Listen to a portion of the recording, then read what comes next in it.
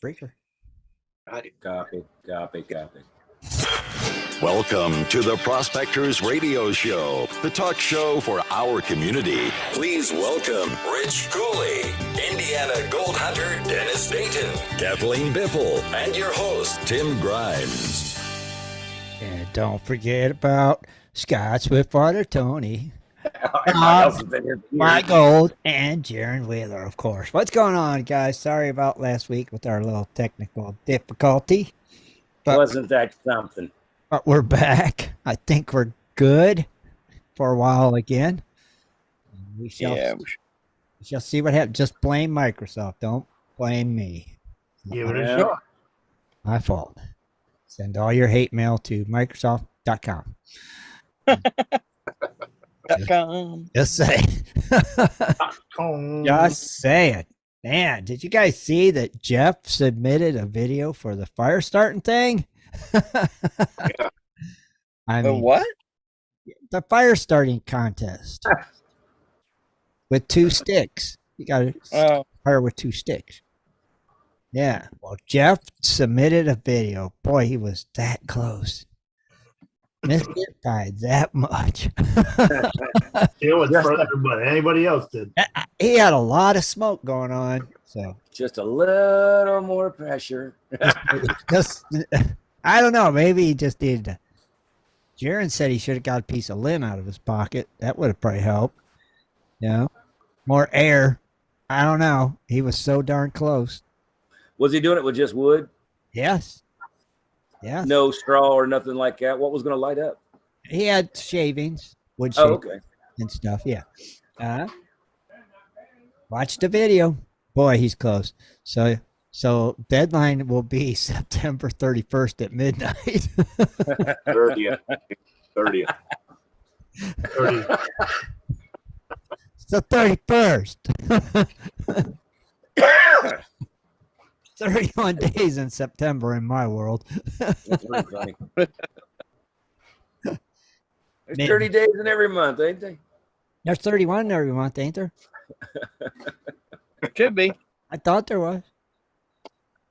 In my calendar, in my world, in my mind, there's 31 days in every month. It makes it simple. All right. Yeah. It does. So you still got a couple more days, I guess, right? Today's 24th. Yep. So you got, what, 6 days?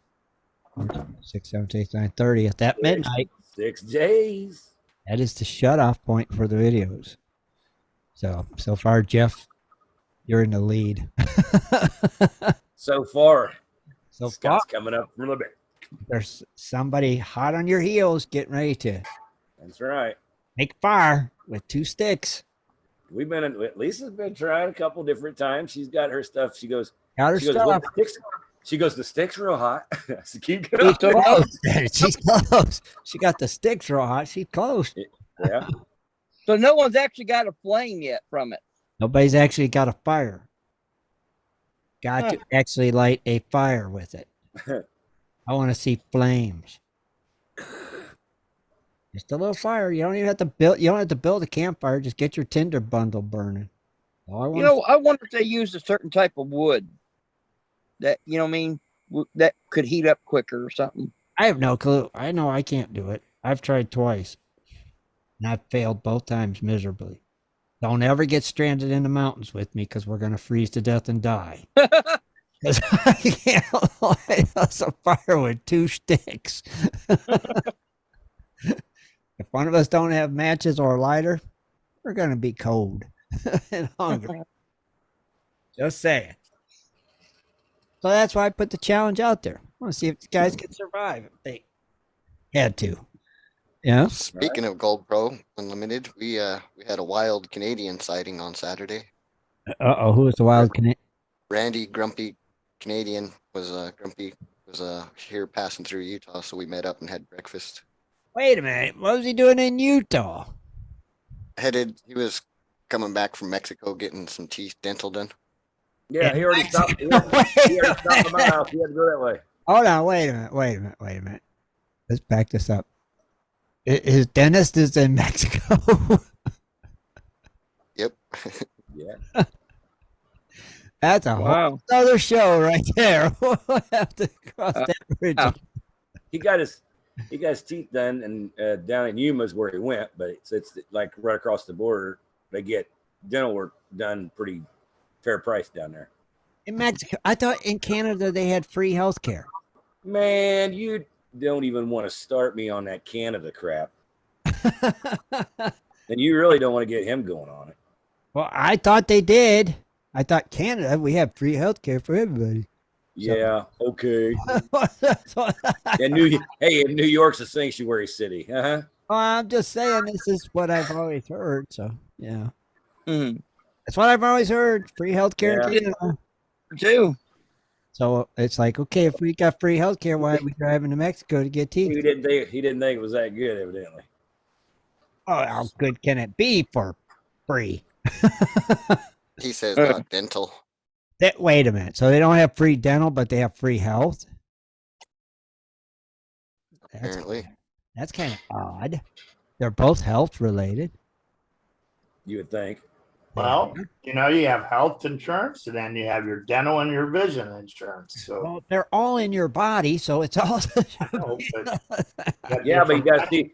Yeah, they make more money off the other ways. That's the thing about it. See, $400, $500 to pull a tooth, or maybe even more, and then $1,500 for a root canal. that's why doctors don't cure stuff. They just treat your problem. I'm just saying, it's all in your body. So it should all be covered under health care. It's all part of health. I always try to look up natural ways, like stuff. If you get headaches, look up a natural thing to figure out your headaches. Get rid of it. Smash your finger. Yeah, arthritis. you get natural stuff to do arthritis. You get natural stuff to help your heart, your lungs. Sure. I'm in. Heck, there's some freaking mushrooms that make your head think smarter, and I'm not talking about magic mushrooms. I'm talking about actual spores. But yeah, there's a lot of stuff out there. It's just nobody looks it up because they go to the doctor, and the doctor goes, "Well, I think you need this. What I or either that or the biggest mistake is because somebody comes in and goes, "Oh, I seen this on TV, and I think that's what I got." Yeah, I thought. Well, of course you do. I'm going to sell it to you by the bundles, and I'm going to make a lot. And yeah. Stupid. Don't be getting anything off of TV. I guess not. Well, it could cause blindness, anal leakage, crapping yourself. What can gold prices? What's that? What can cause those side effects? Gold prices? No, I don't think they can. Why are they good this week? No, they're so. I'll see. So they could cause other side effects then. Yeah, no, they're actually not that bad, believe it or not. That's good. As of the closing, anyway, it was gold actually jumped back up $5.30, went to 1,920 or 19,000 or 1,925. So it's kind of been hovering there all week. Is what I've been seeing. Okay. Silver, that's actually went up 0.14 cents, and it's at 23.62. So that's dropped from 24 sometime during the week and just never regained. Platinum looks like it's at $927, and that's at +8. So that's not regaining too much as well either. Palladium takes a $12 drop, goes to 1,287. And we got rhodium staying at hunch at 4,450, but that's also it sounds like it's went down as well. And you got the QGA, the S&P 500. Bless me. And Jaron, everything is down. And Bitcoin is in the danger zone. It's at $26,249. Danger zone. Straight out of Top Gun. I wish we had the Danger Zone theme song. To the danger zone. Oh no. Now we do have a special guest tonight joining us. Rob, where'd you go? Yes. Why gold are you? Tell us who our special guest is tonight. This is your invite. Yes, we have a gentleman by the name of FL Thunder, digging with Rob Clark. He's a metal detectorist out in Tampa, Florida. So. I was gonna say FL Treasure hunter. I like Florida native. Gotta be in Florida. You gotta be a treasure hunter. If he's in Florida, he's got to be finding the good stuff too. Yeah. Hopefully. I'm going to send him a link right now. Oh, go ahead and send him a link and let's get him on here. Yep.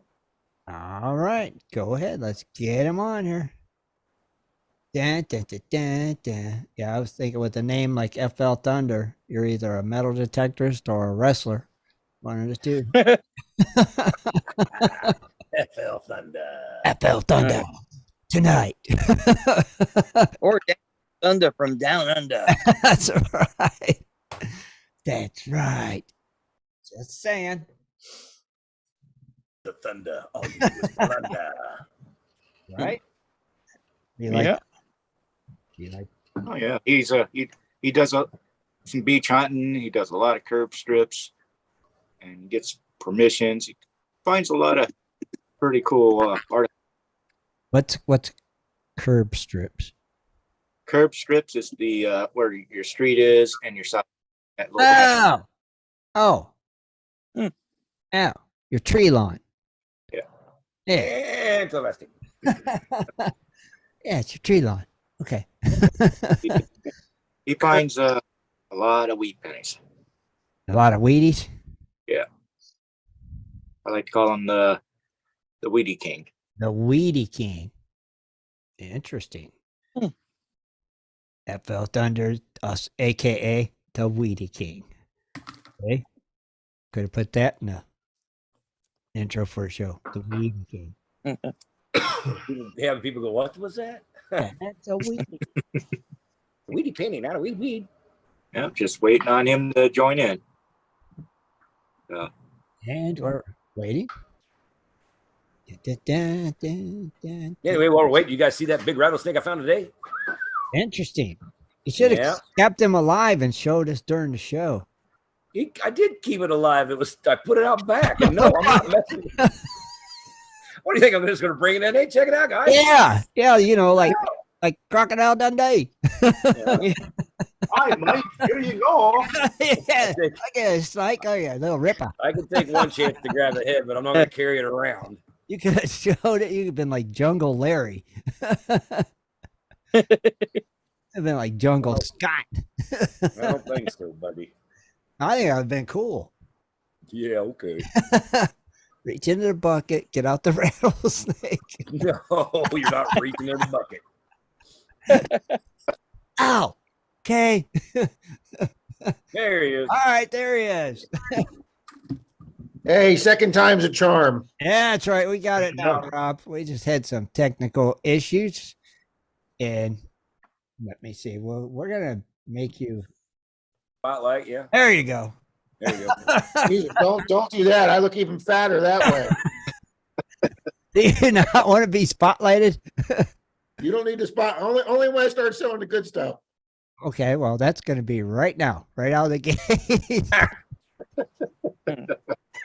All right, Rob. How we doing, guys? Doing good, man. How are you doing today? Very good. Very good. Now, would you tell us a little bit about yourself for those of us that don't know who you are? Or, My name's Rob Clark. E on the end of Clark. I affectionately go by Menardo Rob, which is my little thing you see there on there that says Menardo Rob. That's a nickname my sister accidentally gave me years ago when she went to call me something else, but her phone interpreted. She had Bluetooth, and her phone interpreted as Menardo. It was supposed to be the R word, but I'd locked my keys in my car magnet fishing one day. I locked my keys, my phone, and my wallet in the car. I had to go door knocking just to find somebody to let me use a phone so I could call AAA. Wow. And that was just a 5-hour ordeal. That was just a bad day. My girlfriend was out of town. She couldn't bring me the extra keys. It was just a crap day. But anyway, so basically a Menardo is anybody that just does stupid, idiotic things, and that's me. Okay, so you are a magnet fisher also, huh? Yeah, but I don't do that. I don't do that too often lately. My girlfriend, who's in the background there, just did buy me a magnet fishing kit last Christmas, which I'm going to start using more often. But 99.9% is metal detecting. Okay, gotcha. 99.9. And Rob said you kind of like the Weedy King. No, Troy kicked my butt. My buddy Troy kicked my butt. We went on a 2-day trip up to North Florida and Georgia the last 3 days. We've been up there. And we did a whole bunch of door knocking in small towns in North Florida. And we actually went up to Georgia and got a 1909 church we've been eyeing. And we actually got permission for that. And Troy came back with 11 Wheaties. I only came back, I think, with 2 or 3. But we got some good relics. We came back with some silver. We came back with some rings. Wow. So yeah. So yeah, we had a really fun weekend. We put about 550, 600 miles on the car round trip. So we had a fun time. Right. That sounds like a good time. Yeah.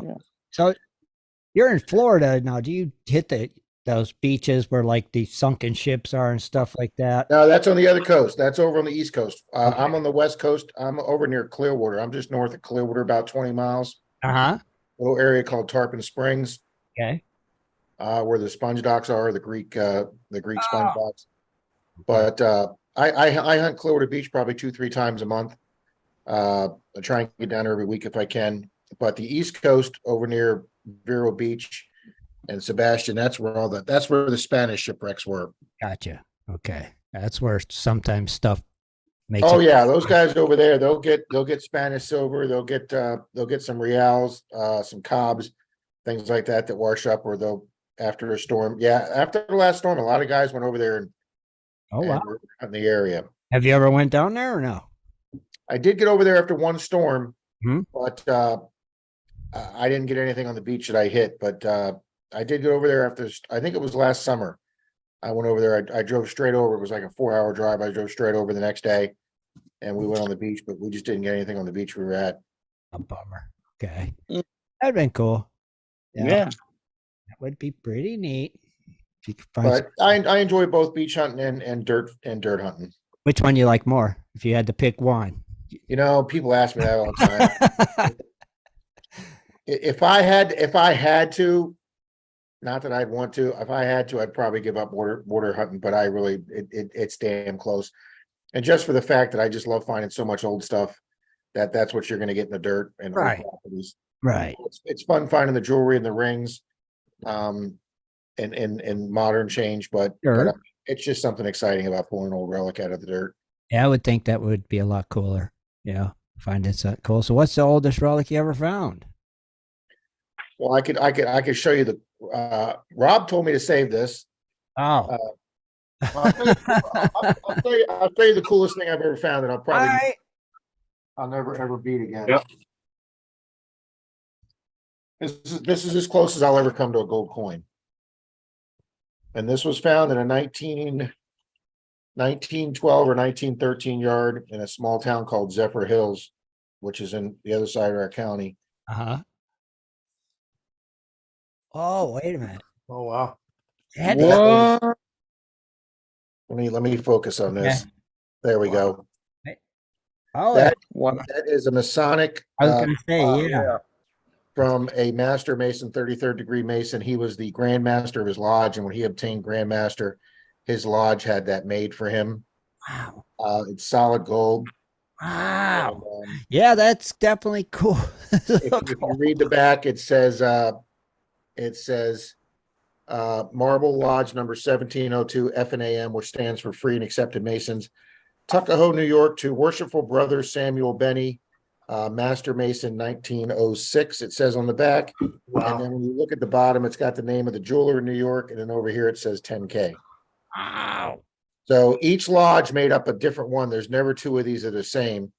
So yeah, when he became 33rd degree Mason and became master of his lodge in New York. So we showed this to the homeowner on the 1912 property. He said, "Oh, Samuel Benny was the guy that owned this house 70 years ago." And she was in her 70s. And she said, when I was a little girl, 7 or 8, he was an old man and he used to let us come over here and pick oranges. And she says he lived here for like 60 years, but he had passed away. His first wife had passed away. His second wife had passed away. Her sister had passed away, and he had no children. And we did a genealogy search. He had no living relatives. I had nobody to get this back to. Wow. And the lodge that he had belonged to in New York, they had disbanded too. So his original lodge wasn't even around anymore. Wow. So very, very cool. But yeah, that's as close as I'm ever going to probably find to a gold coin right there. So That's close enough. that is close Yeah. enough. Is exactly right. Yeah, but at least you got the history behind. I mean, look how much history you got behind that. Yeah. Yeah. I don't know if you guys, I don't know how much metal detecting guys you know, but there's a gentleman named Ken King, who's got a channel called Adventures in Dirt, and he does a weekly podcast featuring finds, and he had that in one of his weekly he had one episode that was just all on Masonic finds, Huh? and that was featured in that, and he belongs to that genealogy. It's the something 24 something, one of the genealogy groups you can belong to. Yeah. Trace your roots. And he traced the guy's roots all the way back to England, his family in the 1800s, and traced him from England to New York, and then from New York to Florida. And the guy's lineage stopped with him. But apparently this town, Zephyr Hills, which is on the other side of our county, was founded all by Masons in the early 1900s. It's where they all came to retire from up north. So the town is really full of Masons. So that is. I don't know what it was doing out in his yard, buried in his yard, but I don't know if he was. I don't know if he was an old guy and had it up pinned on his shirt. He was riding lawnmower or what, but I don't know. But it's maybe. But it's been probably down there for 70, 80 years in the dirt. So wow. I mean, what did you think when you dug that up and you seen that gold? You know what? If you watch the video, because it's one of my really early videos, I found that like 5 years ago, and I was pretty new to detecting. I thought it was brass. So when me and my buddy found it, and we're looking at it, we're like, "Oh, this is kind of cool. It's a nice little Masonic relic." And I just dumped it in my bag, and I was like, "Cool, really, a brass relic. This is nice." And then we went off to lunch, and we were sitting at a little taco place, and while we were waiting for our tacos to get made, I pulled out my loop and I looked at it, and I went, "Holy crap! It says solid gold." And then I took it to my gold guy, and he tested it. And he says, "Yeah, it comes back." He says, "But I've never seen gold this color before." Right. That's 117-year-old gold. He goes, "Yeah, I've never actually had 117-year-old gold come in here." That's kind of crazy. Yeah. Yeah. So we didn't make in the video. We don't make that big of a deal of it because we thought it was brass. Sure. So what kind of detector was you using when you found it? I still had my original detector, which was a Mine Lab Xterra 705, and I think Rob had the same detector. That's one of the reasons how Rob and I got to find each other was through that same detector. Okay. I have since, Rob, you have one of those, right? Yeah, I have the Yeah, I thought so. I do. And then I've now I got the Equinox 600 and the 800 now. Yeah. Which is basically the best selling metal detector in the world. I've talked to a Mine Lab rep. She won't tell you the sales figures for those, but it's the best selling detector in the world for a reason. It's a good detector. Right. Gotcha. I'm with you. Very cool though. So that's probably your coolest find you think you've ever found. That's gonna be like Top that's gonna be top 3. That's gonna be coolest. My rarest thing I ever found, which I can't show because it's in a historical museum, historical society. I found we got a permission in Tarpon Springs in a small in the small town Tarpon, and a guy gave us permission to do a real big corner lot there. And I pulled out a token, and my buddy looked at it, and I said, "Man, this might be like 20s or 30s." He says, "No, that's old. I think that's turn of the century." And it had a guy's name on it, and it was like good for. It had his name on it, and it had the city on it. So I took it into the city historian in the historical society. I think the guy's name was McKee or McNee, and she looked him up, and there was no record in the city registry of this guy. So she started going back through newspaper articles, and she found an article from 1905, and this guy owned the city speakeasy, the big bar and brothel in the town. Right. They had one of those player pianos that automatically. Mhm. It was literally right. The historical society building was in the old train station, and then you had the train tracks. On the other side of the train tracks was this multi-story speakeasy that this guy, like I said, I can't remember his name, McKee or whatever, and he owned this speakeasy, and there was an article in the newspaper talking about how it was the only player piano west of or east of the Mississippi, and they listed all the different spirits that his bar held and the different dancers, and this was a token from that saloon. And in 1906, the place burned to the ground. Well, the city had no since the fire had wiped out a whole block of the city. It had wiped out a lot of their records, and the city had no knowledge of this bar and speakeasy being there until my token revealed this history for the city. Wow. So that's my most historical find, and the museum kept that for their display. And it's the only record of that speakeasy being there is that token. Wow. Well, if you had Well, the most historical find, let me ask you this: what was the most scariest moment you've ever had metal detecting? You know, I really haven't had like really scary moments. I did get confronted by a homeless guy under the pier in Clearwater Beach one night. I was about 2 a.m, and I had a homeless guy give me a rash of crap over shining the light, and I didn't even realize it was his air. Because Clearwater is usually pretty good about keeping the homeless people from underneath the pier. But as far as like scary parts detecting, I've gotten really lucky the last 6 years. I usually go out with another guy. As a ex former cop, I'm usually armed. So we've never just gotten ourselves in a situation. We've never been confronted with anybody. I mean, we've hunted in some bad sections of town, and we've just gotten, I don't know if you want to call it lucky, or with 2 or 3 of us when we're out together, nobody bothers us. But yeah, I hate to, Dennis. I don't have a good story for that because nothing's really bad. No, you never know. You could have come close to a snake, or Right, because almost. you're in Florida. Yeah, I've never had any snake issues. We've never had any bad alligator issues. Oh man, no killer pythons. I mean, I can't tell you. I mean, go on Facebook and see how many. Look at that video on Facebook of that guy that wrestled the alligator to get his dog back. Yeah.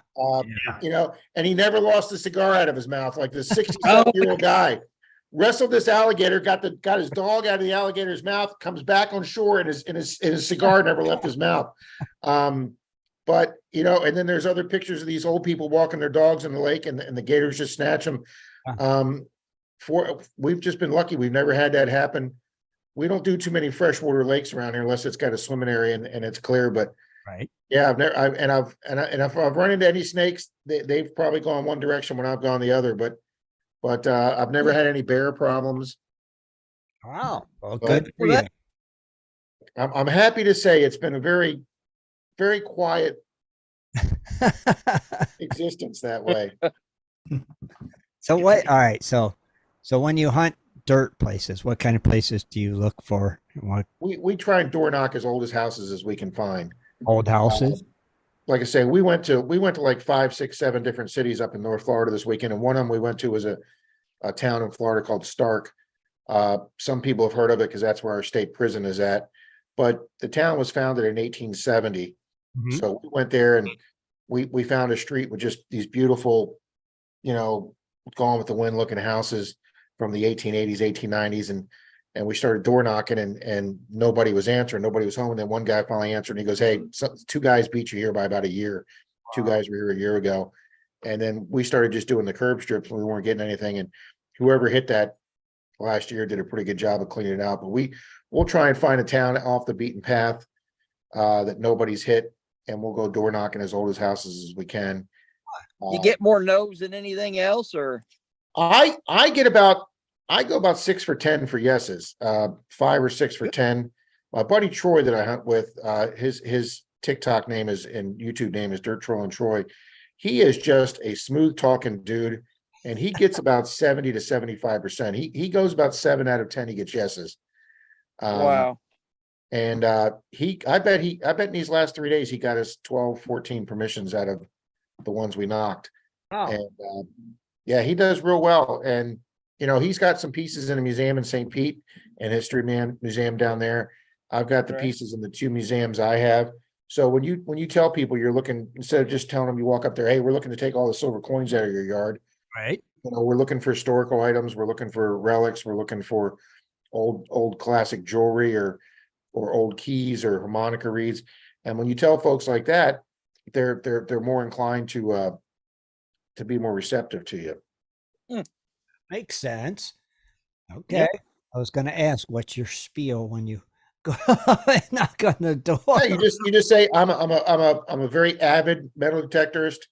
You use the word avid or enthusiast, and then you ask if we can sweep or scan your yard. You don't ever ask if we can dig your yard. You don't ever use the word dig. Okay. You don't use dig. You don't use hole. Okay.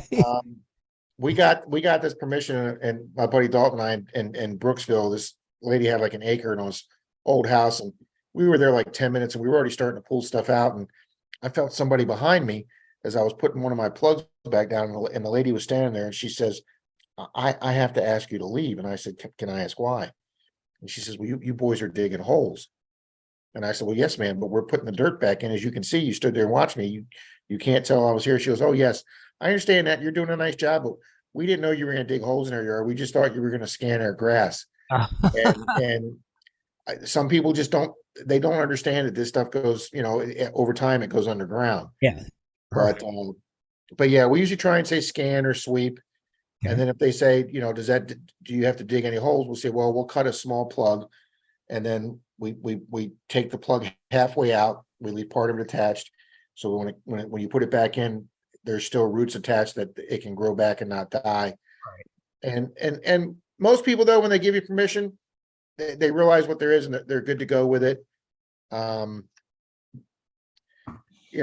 Dennis asked if we had anything scary happen. We never really had any scary happen.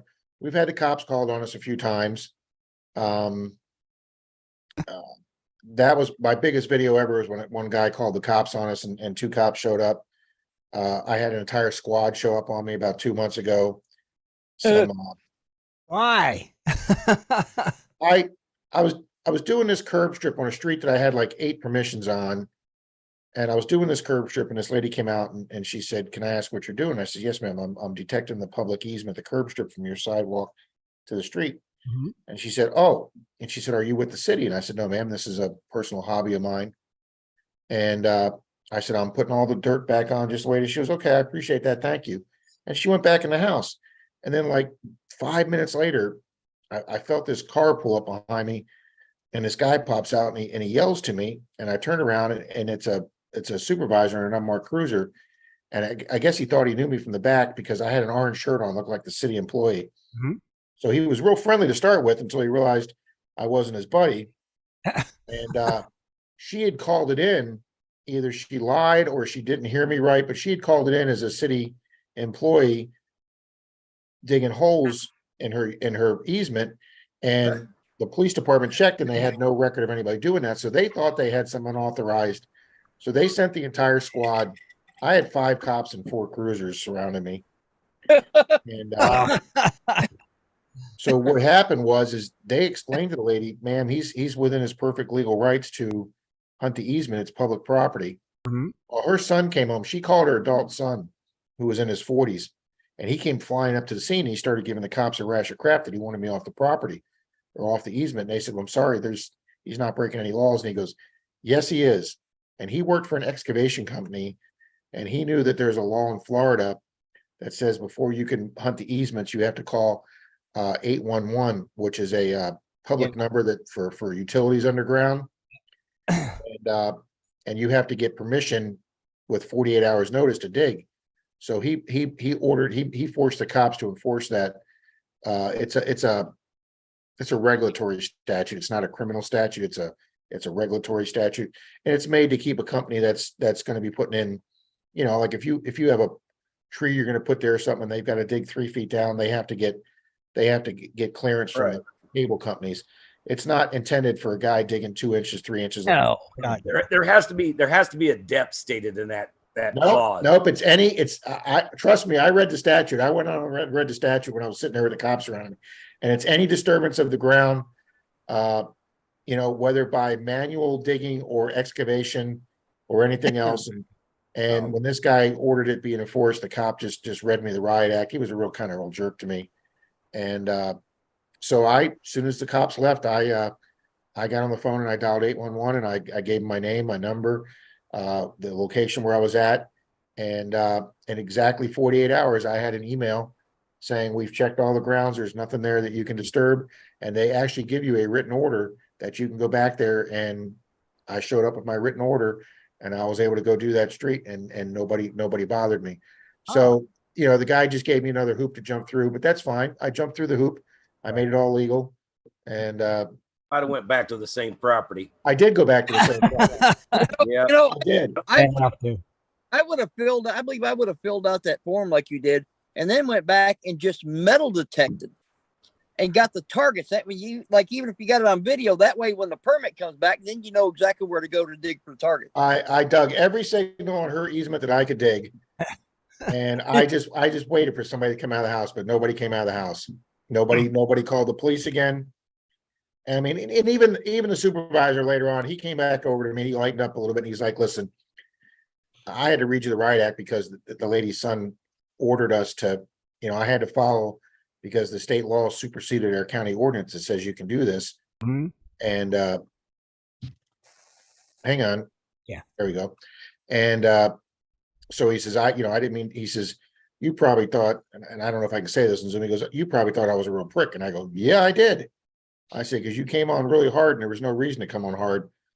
And he goes, well, the lady's son really wanted us to do something. And I said, that's fine. I'll do the extra step and I'll follow it. I said, but I'm going to get my permit and I'm going to come back here and I'm going to do it. And he goes, I got no problem with that. He goes, because I'll be honest with you, you could probably hunt this town for another 5 years and you're never going to have another person that knows that administrative code. And he's right. I've been back there and I've had friends back there with me and we've done blocks and blocks and blocks of that same city and not a single piece. I mean, we've got people come out and give us bottles of water while we're doing it, ask us if we need anything. The 99% of the people are super nice about it. Right. Now, So did you end up getting a fine or something, or? No, it's complete administrative thing. If it's a statute that says you have to notify them if you're going to be digging underground because there's a water pipe or Verizon or whatever cable. And what happens is basically it's administrative code that if you're using a bucket or a machine or a ditch digger and you break a line, it holds you responsible for fixing the line.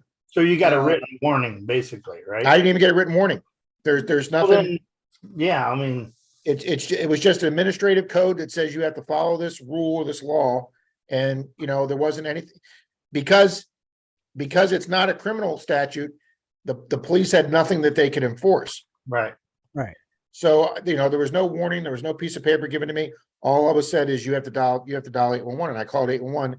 And like I say, 48 hours later, I went to my computer and I give them my email and they print me out a 30-day permit that says you can do that area for 30 days. You've already cleared it. And basically it's the same as if I was a company there and I was doing excavating. You've got 30 days to get your job done. And, I was figuring they'd have somebody come out with the spray cans and they'd spray paint where the lines were underground. Nope. They did it all by computer. They go in there and they check a computer screen and they look at all their computer stuff and they basically said there's no lines under there for him to disturb. And so they signed off and they just sent me an email and I printed out the email with the permit number on it. And I went back in there and I made sure I kept it with me in that city the whole time I was working or doing it. Yeah.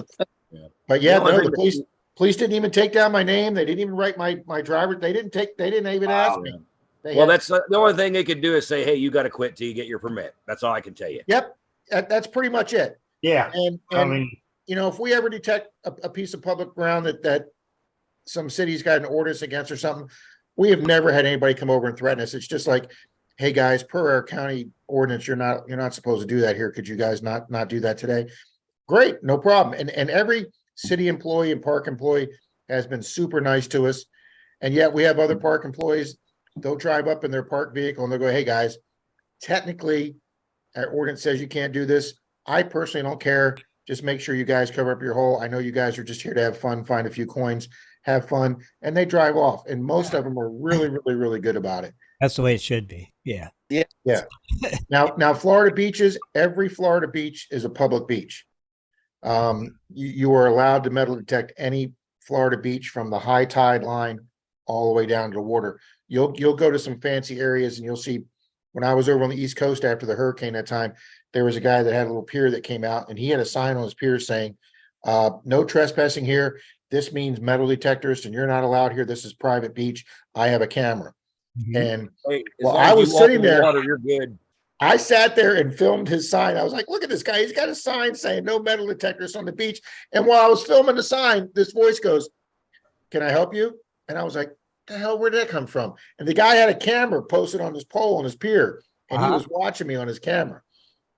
But they can only do like to the grass area that comes to their property. They can't control the sand and the tide line. Exactly. That's all public.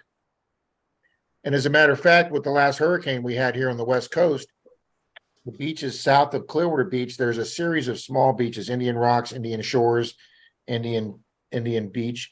And there are all these small towns that are controlled by these little city commissioners and town councils, while the Army Corps of Engineers wants to come in and refurbish the beaches after the last storm. Well, to do that, you have to have 100% of the beachfront owners sign off on the fact that they can bring their equipment in through the property and get to the beaches, and they have to sign off on allowing the public to access this. Once they spend federal money to refurbish the beaches, it has to be allowed that the public has access to that beach as a public beach.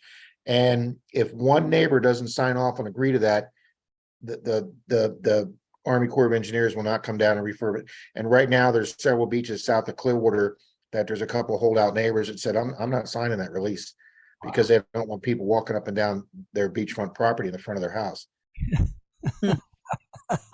People are idiots. Yeah, pretty much. Pretty ridiculous. All right. Are you involved with a metal detecting club? And Yep. if so, tell us about it. Right there, SRARC, Suncoast Research and Recovery Club. It's one of the largest clubs in the state of Florida. It's the most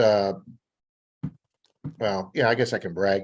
We're the number one ring finders organization in the country because since we're right on the West Coast here and we're right on the water, and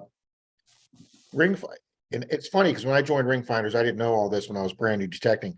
Ring Finders is an international organization started by a guy up in Canada. And what he does is he just created this saying, I'm going to get people that are of good moral character. You have to sign up. I don't want to say he does a background check, but you got to fill out a questionnaire. And then what he does is you pay him $30 or $40 or $50 a year, and he assigns you a section. So like our club pays to have Clearwater Beach. They pay to have all the beaches to the south. They pay to have beaches going over the Skyway Bridge to the area southwest. So our club pays a couple $100 a year, and we control like 120 miles of coastline that our club pays to be the ring finder for. So what happened is if somebody loses a ring in that area and they call the 1-800 number to Ring Finders directs them to our organization because we pay to control that territory. And then so it's actually a paid service. So like my buddy Charlie does it, the guy that co-hosts my stream, he does it up in Pensacola, him and his buddy Dave. So if somebody loses a ring, they call Dave's number that's on the website, and Dave comes out, and then that person negotiates with you. What do you charge to come out and find a ring? Well, I charge $30 to come out, or I charge $50. Well, our club does it different. We don't charge anything to find a ring. We do it all on a donation basis. Sometimes that works out really well. Sometimes it bites us in the ass, but for the most part, we've recovered over 750 pieces of jewelry from the beaches. Wow. And not just beaches. We've done it. We had a wealthy lady that was walking her horse in a paddock area, and she lost her Rolex watch somewhere in the paddock area walking her horse. We found her watch. My first ring call out ever I did 5 years ago was 3 miles out in the Gulf of Mexico to an area where a bunch of boats dock and party. And a wife put her $20,000 diamond ring in the beer koozie, figuring it would be safe there. And then the husband grabbed the koozie and put his beer in it. And during the course of the day, the beer sweated, so the koozie got like this much water in the bottom. So when he took his bottle out, he saw the water in the bottom and he just dumped it overboard. and dumped her $20,000 ring over the boat. Oh. And they were like 3 miles out in the Gulf, but it was an area called the Flats, and at low tide it was only about 3.5, 4 feet, so it only came about waist chest deep. So we took 4 of us out there, and it took us 4 hours with 4 of us in the water. But one of the guys actually found the ring after 4 hours in the water. Wow. We found the lady's ring. Wow. So now, did they give you a good donation? Nope. They stiffed us. The wealthy people, they stiffed us. They had a waterfront home. They had like a 30-foot boat they took us out in. They owned a restaurant, and they stiffed us. Are you kidding? Most wealthy people do, believe it or not. It's amazing. Wow. Sometimes that's happened. And yet we got a call of a lady that lost her ring like 60, 70 miles north of my girlfriend's house here where I'm at. And I'm the northernmost guy in the club. So they called me up and they said, hey, this is way out of the way, but do you think you can go up there? We think it shouldn't be too hard of a find. And she lived out in the country. She had like a big 1-acre lot, and the lot next to her wasn't developed. And she had pulled her Mercedes convertible out of her house, and she was washing it on the lawn next to the empty lot. And when she was washing the car, her diamond ring slipped off her finger into the bucket. She didn't know it. And she walked into the woods in the empty lot next door, and she threw the bucket of water there. So, and then she realized her ring was gone. So she called us, and we went out there, and she walked us right over, and she says, right here is where I dumped my bucket of water. And I had the ring in like 2 minutes. Wow. And it was probably a $10,000-$20,000 ring. And she was so happy. She wrote the club a check, and I didn't look at it. I didn't want to be rude and look at the check. So me and my buddy left, and we went down the road, and we said, hey, let's stop and get some lunch. So while we were waiting for our lunch, I opened up the check, and it was a check for the club for $500. Wow. Wow. And that was the largest donation our club had ever gotten. That's why you find a bunch of rings on the beach and stuff too, is because when they get in the cold water, their stuff shrinks and they they just wing it off. And people don't realize that, Swiftwater, they don't. They, like you said, they're throwing the football or something. I had a lady throwing a football with her son on Clearwater Beach right around dusk, and she flexed her wrist, and her diamond tennis bracelet came off, and she felt it, and she said, I lost my bracelet. And she called her husband up. He was in the hotel room, and she said, go on the internet and see if there's anybody that comes out and looks for rings. And the guy found our website through Ring Finders, and my club called me up, and he says, we got a lost tennis bracelet on Clearwater Beach. I said, yeah, I'm heading down that way. I'll head over there. And the lady stood right where she was, and I showed up, and I walked out there, and she said, it's within 3 feet of where I'm at. I turned my machine on my first swing. I got the thing, and she just stood there crying. And that was, and they, she contacted her husband came down and gave the club a donation. And those are the ones that make it easy when they know they lost it, and they stay there. It's the people that get drunk, and then they call you 3 days later, and they're like, oh, it's somewhere out here in the here. Yeah. It's between this hotel and that. Somebody else has already come by with the metal detector, and your ring's already in their personal collection. Okay. Wow. But if they call us right away, I mean, we virtually have like a 99% chance of finding if they call us. And we had a black guy, him and his wife were there, and he had on a chain. It had to be a $10,000 chain. He had a medallion on that was as big as a pack of cigarettes, and it said Deacon on it. And it was probably, the medallion was probably about 5,000, and the chain was 5,000. And he was a tall guy. He was like 6'1", 6'2", and he went out there to neck deep water, and he was doing something, and the chain popped off. And so they called us out there, and I'm a short guy, so I was out there with 2 other tall guys, and I actually got the signal, and one of the tall guys actually dove down, and we came up with the medallion. We never did find the chain, but we came up with the medallion in water deeper than I was in over my head, and we recovered the guy's medallion for him. So, and then we have a guy, Howard, our club president. He's got I don't know if you guys know what a Blue Nemo is. Yes. Rob does. A Blue Nemo is a company developed a diving. It's a scuba diving apparatus. It's a little apparatus. It's a little portable generator that's battery charged. It sits its own little float with a dive flag. I know. It's got a 10-foot hose. Yeah. You can go up to 10 feet underwater and like a snorkel, but you can stay underwater. And it's for people that aren't diving certified. Well, for the metal detector community, this thing's just been a godsend. You could do lake swimming holes and everything else. Well, we had a guy that lost his medical school ring. he was cleaning his sailboat out at the marina, and he was leaning over doing something, and like Swiftwater said, his actions, his ring came off and it fell down into the muck. And marinas are just nasty, and they had like this much of muck, and our club president put on a scuba suit, and he went down there with his Nemo, and we have this little detector called a Nocta pulse dive. It's about this big. It's just a handheld. It's just a wand with a circle in the end, but that's exactly what it's made for. Is doing the ocean bottom. And on his second dive down, he recovered the guy's ring in about a foot of muck and brought it up and recovered that. And the guy gave the club a nice donation.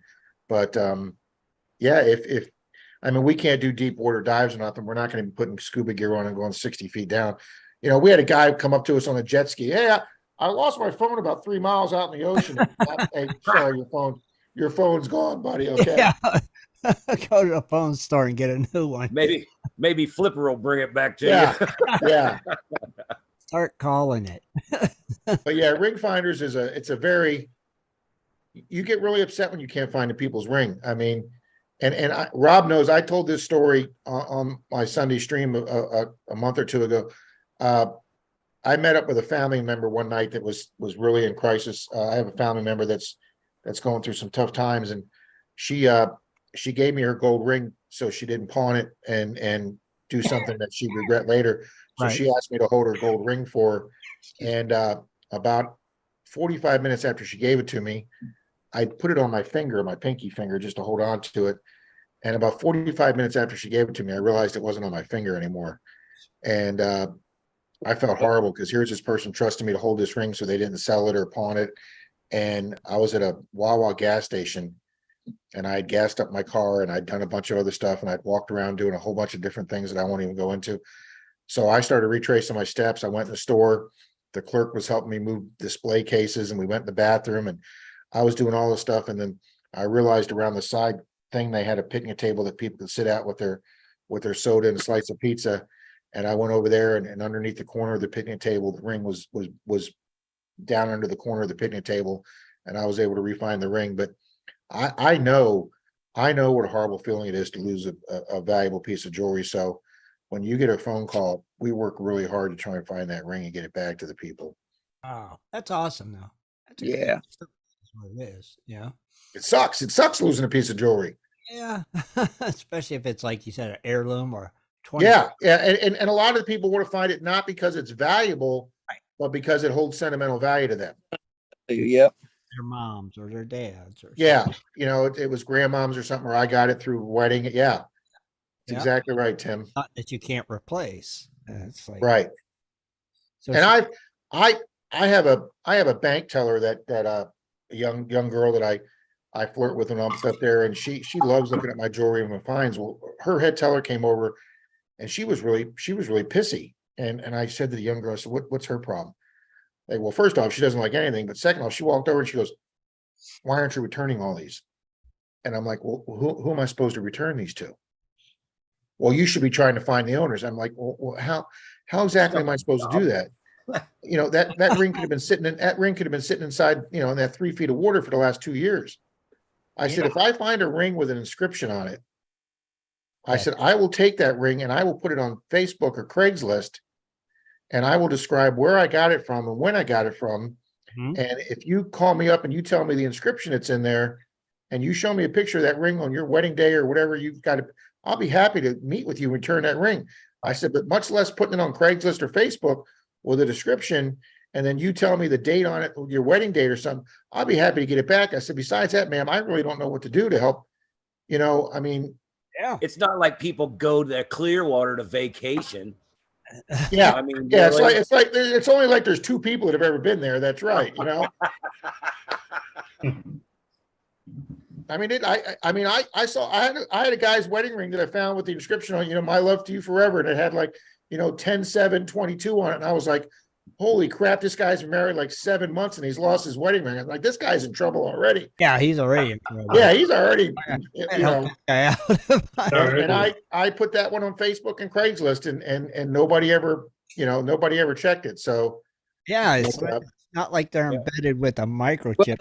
I could probably now there are guys that have found some really expensive diamond rings, and they've taken them to a jeweler, and they'll put them under the microscope for the laser serial numbers. Uh-huh. We've had a couple guys get rings returned through those laser numbers on the diamonds. That's about the only other way, right? Yep. Just crazy. Now, let's say the gold rings or silver rings that you find, do you ever sell them or do you keep them? I've only sold 2 rings. I've found 2 platinum rings in 6 years, and platinum not quite as expensive as gold, but it's pretty valuable. And I wanted a new detector, so I sold my 2 platinum. Those only 2 rings I've ever sold was my 2 platinum. I've never sold any of my gold rings, but I did sell the 2 platinum rings, and just the 2 of them pretty much paid for one of my 2 metal detectors. I'd give you $100. Yeah. I've got Hell, platinum's below $1,000. Rob asked me to keep my 1 ring here standby. Of course, You can't listen to Rob, bub. Yeah. Whatever, Swifty. I'm trying to.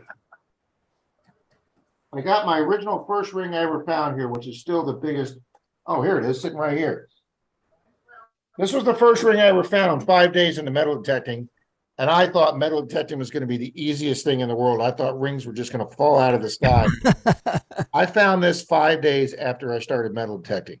Holy cow. It's called a biker's ring. Right. And it's an Aztec sun god on top of a pyramid. And it's got these bird emblems on the side. It looks like something out of Ancient Alien show that you see on the big guy was the wearing pyramids. And you can see the steps on the pyramid and this Aztec sun god guy, and it's silver. It's almost a full ounce of silver. And I found this at a fairgrounds that they had just had one of these traveling fairs and carnivals come on, and the guy must have been like on the spin thing, and it went flying. And because it was only partially in the ground, the rest of it was still I could see it. And I found that my 5th day metal detecting. This is the first ring I ever found in my life, and it's still the biggest, baddest ass ring I've ever found. Wow. But I thought, man, I'm going to make so much money metal detecting. I got rings like this. I'm just going to be cashing in money. I didn't find another ring for 5 months after this. Okay. But yeah, I've had so many people want to buy this, but yeah, this is the very first ring I ever found. So I've never sold that one. Got to keep that one. Sure. That one's got sentimental value. But I got, and most of them are from the beach, but I have found quite a few rings. Like we came back this weekend with 5 rings. This was a Clearwater Beach ring. Nice one. It's got the little diamonds. Yeah, that's a nice ring. Yeah. Wow. That's Clearwater Beach. And then you just got your basic men's, gold wedding bands. Yeah. And then got your little heart rings. Very cool though. And then actually this one, these 2 in Clearwater, I found both of these the same night together in Clearwater Beach. Wow. Huh. So person. and then this is a little school like your class pendant, like the girls got, like the guys got a ring, the girls got the little thing like that. That's 10 karat. I actually found that in a yard in St. Pete. Wow. But yeah, I've probably got about a dozen. Gold rings. You get a ton of and this one was nice. I was really hoping all the diamonds in that were real, but they weren't. Yeah. I keep waiting for that big one with the diamonds. I tell the girlfriend who's in the background there, I keep telling her I find that one big diamond ring, we're going on a cruise, and one big one.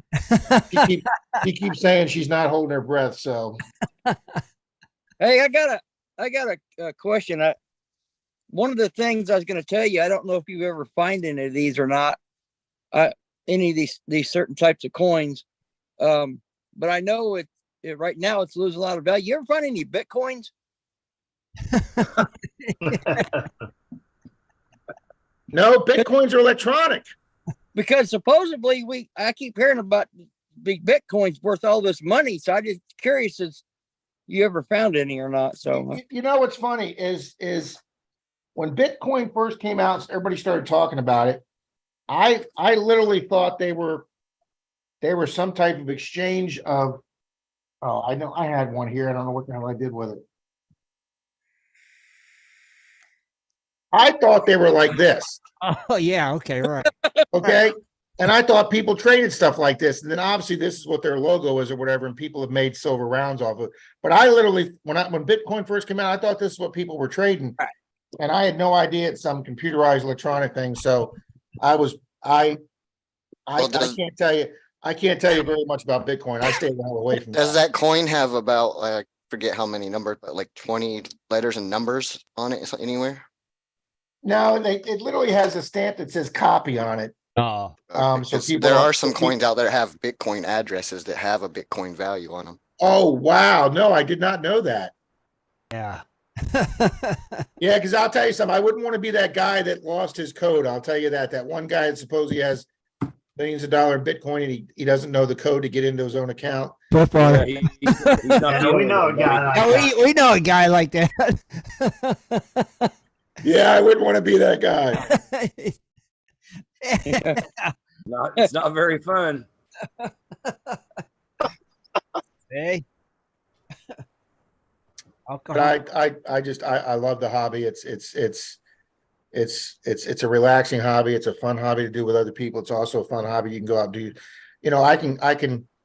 I can get off the stream with you guys and throw my detector, my sand scoop in the car tonight and drive down to Clearwater Beach. I'm about 35 minutes from Clearwater Beach. And I could go do Clearwater Beach tonight till 2-3 in the morning. Wow. And never see another soul. And I've just had a nice, quiet, relaxing night on the beach, and it's cooler at night. You're not answering questions because you can't do the beach without, I get the exact same question you guys did. What's your best find? What's your best find on the beach? Sure. What's your most unusual find? I found a set of gold grills in Clearwater Beach, a set of gold teeth. And we've got a guy in our club that's found 5 sets of them. Wow.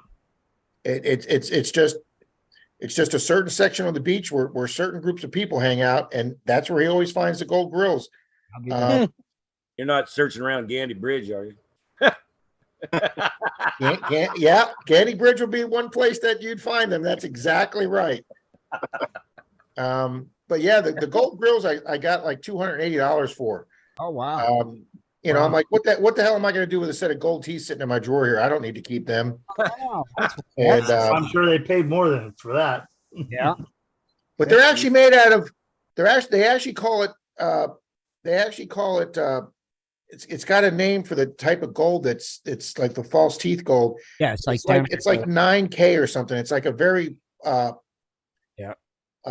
they don't want to use a high, because if you make it too high a gold caliber, they're too soft to be useful as teeth. Yeah. So they have to have a low gold content. But the one I found was 10K. Yeah, that's about what they are. I guess they call it dental gold. Yeah, it's dental gold. But I have found a set of false teeth that, older false teeth that had the metal bridges in them. Mm-hmm. I was doing an old 20s, 30s property, and I found part of a dental plate that, was partially metal. Okay. That's probably like the most unusual type of things. Yeah, I found a set that was smiling at me. I threw them back. Yeah, and anybody asks me, have you ever found any kind of human bones or human remains? And I say no, and I do not want to. Okay, I know some of these channels that go out and they'll go diving for these cars and stuff, and they'll find a car that's got remains of somebody that's been missing for 6 years. Oh yeah. That archaeology water or whatever that one channel's called, where those guys, and good for them. They're solving a lot of cold cases. Yeah. But I do not want to be diving underwater and have a body or somebody staring. I just don't. I have no desire to find that. Me neither. Denise, my girlfriend's in the background. Rob knows this story. I got to tell this story. The guy that I just went on this trip with this weekend, named Troy Carmichael, Dirt Trolling Troy. Him and I were up in a little town called Waldo, Florida. 4 years ago for Florida Hunt 6 that was taking place up in Gainesville. And Waldo's a little town outside of Gainesville. And we door knocked this lady's old 20s house from the 20s. And she said, yeah, you guys can go ahead and do it. So, every treasure hunter, every metal detectorist wants to find a buried box or a chest with treasure in it. Yeah. Well, Troy got this signal, big signal, and he dug it, and about 12, 14 inches down, his shovel hit a lid. And he got down on his hands and knees and he started digging away, and he yelled for me. And I could see it was the top of a metal box. And he got really excited. We're like, wow, we found our first treasure box. And we kept digging and we kept digging, and we finally got it out enough that we pulled out a box a little bit bigger than a shoe box. It was a metal box, and he was all excited. The clasp wasn't locked, so we opened it up.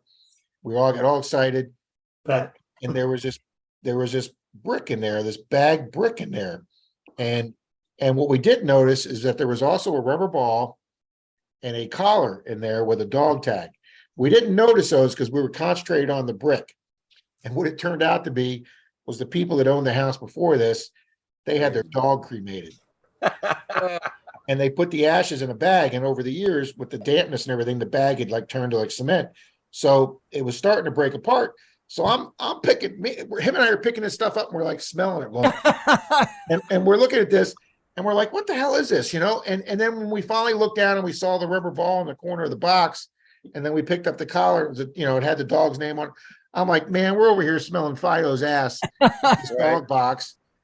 And then we felt really bad. So we put everything back in the box as neat as we could. We put the box back in the ground, and we reburied it and made the grass as nice as we could. And sure, I could have we asked the metal detecting gods to forgive us for that one. Yeah. But I would think you'd dig up a lot of pets. Yeah.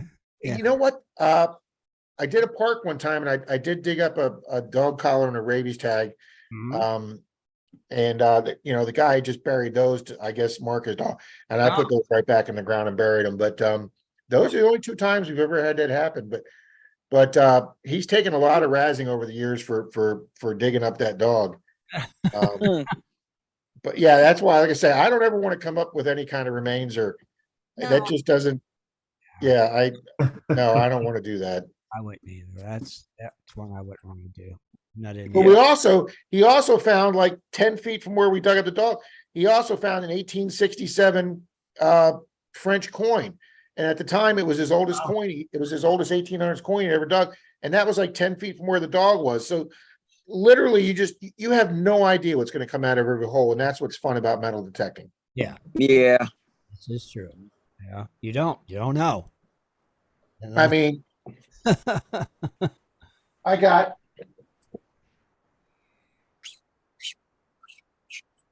More treasure for him. I got permission in Missouri to do an 1834 historical courthouse. I never thought I'd get permission, but that's the wrong Kleenex.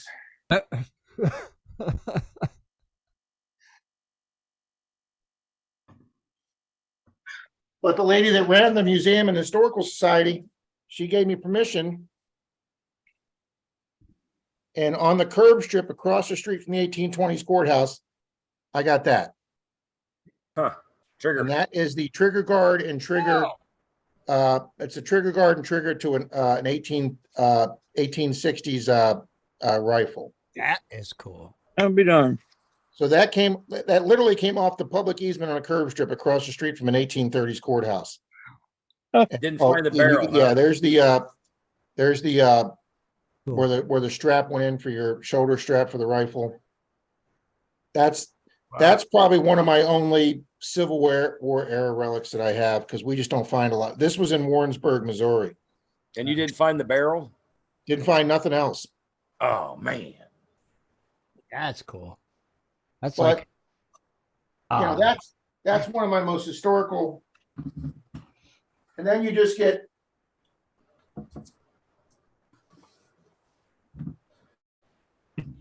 pretty cool. I gotta pee. See, you got then you find fun stuff too. Troy and I were doing a yard, and I got this really nice Tootsie toy plane. Oh. And I thought, I'm like, this is going to be one of the coolest planes I ever found. And then a half hour after finding this one, I got this one was absolutely perfect. The wheel color, Yeah. And we got four Tootsie Toys out of the same yard. I'm And gonna these say are, same kid, probably. yeah, probably same kid. And those were fun. And then on a curb strip outside Orlando, a small town outside Orlando, on a curb strip again, I got a World War II paratrooper wings. I'll be darned. And then on a property that Troy got us, this is my best military find I've ever found.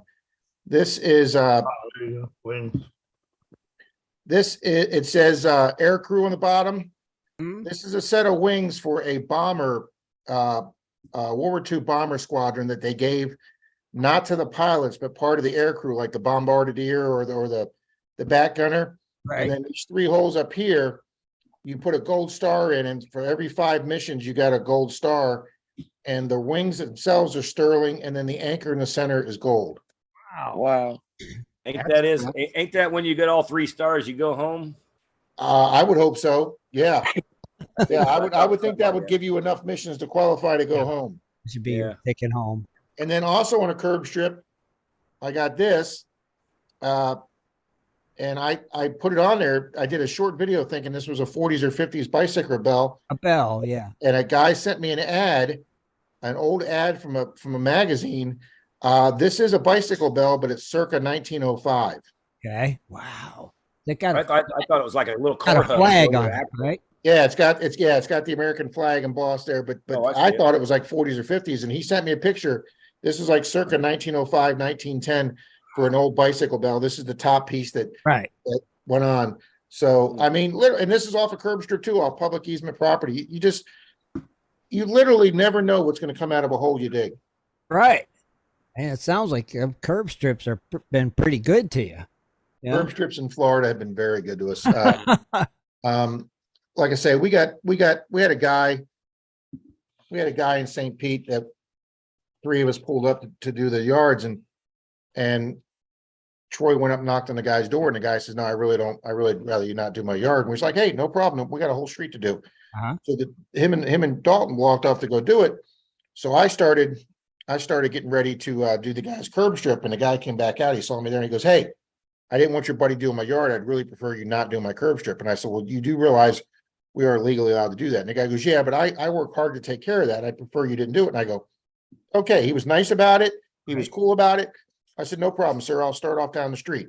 So I go down like 4 houses down, and I'm doing like 4 houses down, and 2 cruisers show up. And the guy wound up calling the police on me, even though we didn't do his yard, he still called the cops. So one of them was a female deputy, an officer, and I said, "Who called?" And she goes, "Well, we were not really allowed to tell you that." And I go, "Well, it's going to be this guy right here." Yeah, I'm going back and digging his curb. Well, I said, "I'll tell you what, you're probably going to get another call." She goes, "Why?" I go, "Because I'm going back and I'm doing his curb strip." Yeah. And I said, "And I'm digging every single signal, even if it's a crappy signal, I'm digging it." And I dare him to come out of his house. And he stood on that porch and he never said a word. I dug every hole and every signal and every coin I dug out it, and he never said another word after the cops left, because they said, "Hey, they've got absolutely perfectly right, sir. We know that, and we don't even come out for calls like this because they're within their legal rights to do this." I'm very surprised they allow you guys to do it, honestly. Yeah. Well, it's no different than because they have to allow the access due to public companies doing it. Right. So it's considered public property. Mhm. And the state of Florida is actually pretty liberal on that. And then also you take the cities like Clearwater and St. Pete that allow metal detecting, they basically just consider that other city property. That's cool. And if you can do a city park or a city library, or even I have a buddy that goes on and finds out, like a house that's been condemned or a house that's been seized for taxes or something that the city now owns. You're allowed to go do those too. Really? Yeah. Wow. And in the county I live in, they just started this last year. I went to go buy a school because I would do some schools on the weekend, figuring they're public property. And I went to go do one, and they have this big blue county sign now. The county passed an ordinance that every school that has a playground on the weekends and evening hours, they unlock that because they now consider that school playground a public park on the weekends and after hours. So that opened up every school in our county as a public park to us. Wow. Interesting. which was great. Yeah. That's yeah. It's Tell us about your channel. what, Rob? Tell us about your channel, Rob. Oh yeah, please. My channel's FL Thunder, which stands for Florida Thunder, but you have to type in FL Thunder because if you type in Florida Thunder, you will get a male dance review team. So don't do that because that's you're going to be hiring guys to dance at your party. But it's just FL, and then the word Thunder, and then it's subtitled Diggin' Florida with Rob. Either one you type in, whether you type in Diggin' with Rob or FL Thunder, it'll come up to my YouTube page.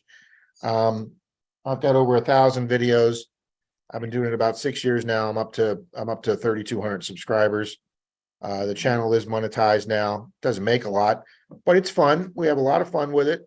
Right. I do a Sunday morning stream every morning from 9 to 11:30 with my co-host Charlie, whose channel's name is Digging It Back. But Charlie couldn't be there this morning.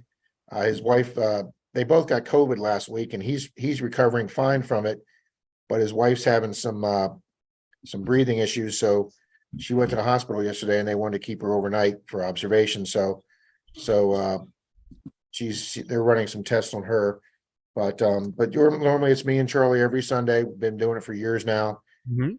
It's the most popular stream on Sundays on YouTube.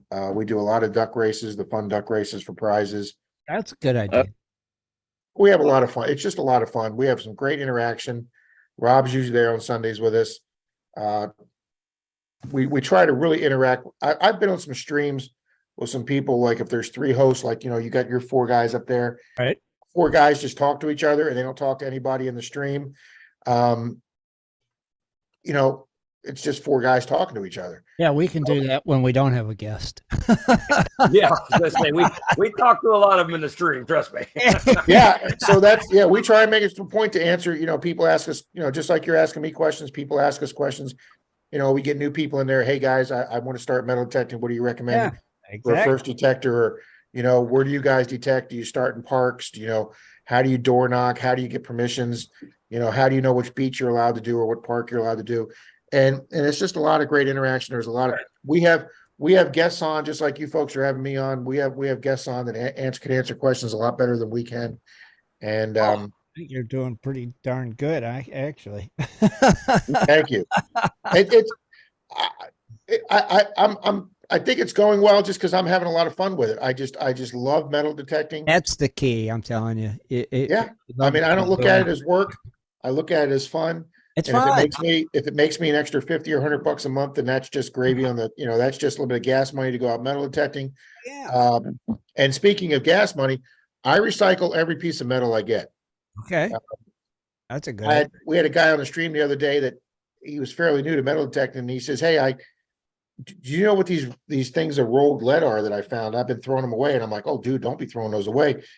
He was new, and he doesn't realize, like 120 years ago, in your 5 and 10 stores and your general stores, they sold lead to farmers, and they sold it in round rolls, like a roll of hay, but it was rolled up lead. And back in the day, lead was like your duct tape of today. They fixed everything with lead. Right. So this guy didn't realize that. He's like, "I've just been throwing them away." I said, "When you unroll that and it comes out, that lead is white." I said, "That means it's at least 100 years old. Lead starts turning white." And that's how a lot of guys with your 3-ringer bullets, your Civil War bullets, when you see guys pull those out of the ground, a lot of them, they look powdery white. Yeah. And that's pretty much one way that lead's been in the ground 120 years because it starts turning white on you. A modern bullet will still be dark. Okay. But I have 5 buckets. I have a bucket for lead, a bucket for copper, a bucket for brass, one for just pot metal, regular just iron metal, and then one for aluminum cans. And my recycling place does everything by category. So when I go up there with my 5 different buckets, they just put each bucket on the scale. It makes it real easy. They just weigh it all, and then they just give me the cash. So yes, money. Yeah, I mean, you go up there every couple months, you get 30, 40, $50. I mean, you're like, okay, there's another month full of gas for metal detecting. Cleaning up a bunch of junk too. Yeah, and you're taking it all out of the ground. You take it all with you. The motto, it's no different than hiking in the woods or everything. Leave it better than you found it. Pull it out of the ground. Pack it in. You can see when you pull an old nail out or something, you can see the rust around the ground, what it's doing to the ground. So you're getting that stuff out of the ground. Yeah. Now, not to change subject, but I know Rob says you're like the weedy king. You like Wheaties? I do like Wheaties. Wheaties is a big coin that we find in this area in Tampa Bay. Tampa Bay's not, if we find an Indian head penny, which is 1909 and earlier, right? That's an exciting day because our area is not that old. We don't have a whole lot of houses older than 1909. Right. Now, obviously, you can be doing a 1920 house and find an 1890s coin. That does happen on a fairly regular basis, but it doesn't happen all the time. We try and find an old park. We were doing an old park in Dunedin, and my buddy got a great signal, and he pulled out 5 Indians stuck together. That's a pretty rare thing. We probably find 20 to 30 Wheaties for every one Indian we find. But like Troy and I door knocked a house in Tampa last week, and I think we pulled 22 Wheaties out of there, and then 1 silver earring. Wow. And that was a fun day. It's just a fun day getting Wheaties. I like Wheaties. It's like that's like your entry level coin that you want to at least find metal detecting. You got your shield pennies now, your zinc pennies, which are just crap. Yeah. You got your copper pennies from 82 going back to 59 that are made out of copper. Mm-hmm. And then starting in 58, they had the wheat stalks on the back that go all the way back to 1909. And obviously the older it is to find, the harder it is because most of your 09s and your teens and your 20s, they made a lot less mintage than they do from World War II on when they started making hundreds of millions. It's just exciting. I think it's just fun. Yeah. I don't know why Wheaties are fun. I save every Wheatie I ever found. I have every Wheatie. Tim, I do too. I don't know why. I've got peanut butter jars full of Wheaties here. I mean, it's like, why? If you look, penny. If you look right there's a peanut butter jar right there. That's full of Wheaties right there.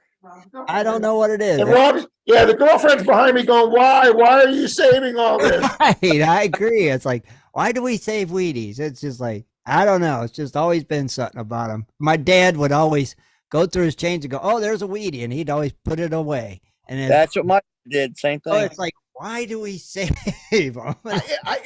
It's got to be something psychological. It really is. It's got to be. It has to be. Really, it does. Because because there is no difference between a 58 penny and a 59, just except for those wheat stalks on the back. But that's it. That's something about it. It's like, we got to save it. And it's funny. You talk about Wheaties. We like finding them here because there's something. A lot of people. I'm sure you're familiar with the Hoover Boys channel. A lot of people get down on the Hoover Boys because they poo-poo Wheaties. And the reason they're not real big on finding Wheaties is because they're on ground so old that they're looking for Indian heads, they're looking for flying eagles, they're looking for large cents. They're not out there doing an 1840 property looking for a 1950 penny. They're looking for an 1840 large cent. Right. So sometimes they poo-poo their Wheaties, but they don't throw them away. They don't damn it. They don't throw them in their garbage bucket or whatever. They put them with their finds in their conclusion. And yet I had a guy with another club that another guy I know was hunting with him. And he says, when he finds a Wheatie, he takes it and he just chucks it out into the street. And I go, what's the deal with that? And he goes, oh, he doesn't think they're worth finding. And I said, don't ever introduce that guy to me. I'll just tell him off. If he thinks he's too good to find a Wheatie, I have no desire to hunt with the guy. Right. Then he needs to move to an area that's older because I don't know what he thinks he's going to find 95% of the time in his area. It's going to be a Wheatie. It's not going to be an Indian. That's like, oh, it's not gold. I'm not going to keep it. And I know a few guys, Tim, that hunt, that all they do is they hunt the high signals looking for silver. They won't even hunt a Wheatie signal. And I'm like, no, I don't have, I don't want to hunt with those kind of people. I don't. I wouldn't either. I wouldn't like that. I don't think that's what it's about. No, it's not. And it's out there to have fun. Yeah. And if you come home, I joke with people. If I come home with a half a dozen Wheaties, a silver Rosie, and even a costume ring, if I get those 3 different things, I've had a great day. It's just been a good fun day. And Yes, you were digging targets. You were happy. Yeah. I mean, that is not how we do it in the gold field. If I win, I win. Yeah, I see, and that's something I really want to try. And I've told Rob that my bucket list is to go to a river or a stream or someplace and take some dirt out and put it in a pan and swoosh my water around and see a couple tiny little flakes there. That would be a real bucket list day for me. There you go. I think that would be a really, and it's funny because my first detector that I bought, the Equinox 800, they came out with two. They came out with the 600 and the 800, and they made a lot less of the 800s, and they were having trouble getting those in. So I told my girlfriend, I said, I absolutely want the 800, and the only reason I wanted the 800 is because they had a separate gold setting that you could turn on separately. That it had the 20 megahertz and the 40 megahertz that were made just for finding small gold flakes. Oh. And at the time, she had a wealthy client that owned a beautiful 3-story log cabin up in the mountains of Ellijay, Georgia. And Ellijay, Georgia was a real big gold hit town before California, the gold rush in California. There was a big gold rush in Ellijay. As a matter of fact, when California hit, they all left Georgia and went out to California.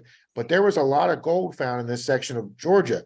And she had this client that had this beautiful cabin on the side of a mountain.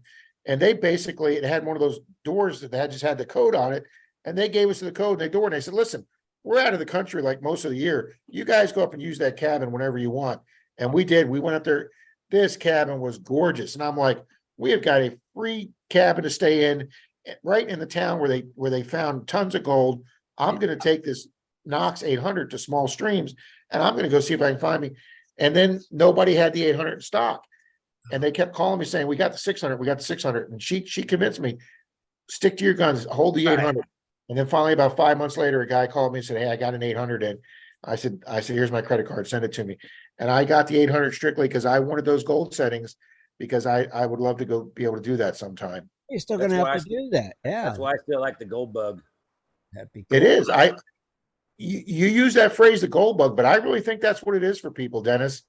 I mean, it's got to be exciting looking down in that pan and seeing gold flakes. I know why I got the MineLab Xterra 705 was for the gold mode, so I can go out on it, and I did. They actually sold that with a thing called the gold package. I used my Fisher Gold Bug too, and then what was it, maybe a couple of years ago, I got the MineLab Gold Monster 1000, and I absolutely love that MineLab. It's a plug and play, turn it on and go. That's awesome. So you can actually find little flakes, little nuggets with that. Yes. That's just awesome. Yeah, I would do nothing. That'd be so cool to be out in the desert or somewhere on land and then going through and you pick up a little gold signal. That would just be cool as heck. Yeah, that would be neat. Like in Arizona. If we knew somebody that lived in Arizona. Who's the one big bearded guy out there? You probably have he does Bill Southern. He does a lot of Bill Southern. Yeah. Yes. I've watched some of his videos and he's got that little plastic shovel that you put over the end of the machine and he pulls out the tiniest little piece. It's just exciting seeing that gold come out of the ground. Yeah, he plants that gold. But because that's what Kevin Hoagland does too, ain't it, Scott? Yeah, no, yeah, him and Kevin are, and they're not too far apart, I think, because Kevin's still.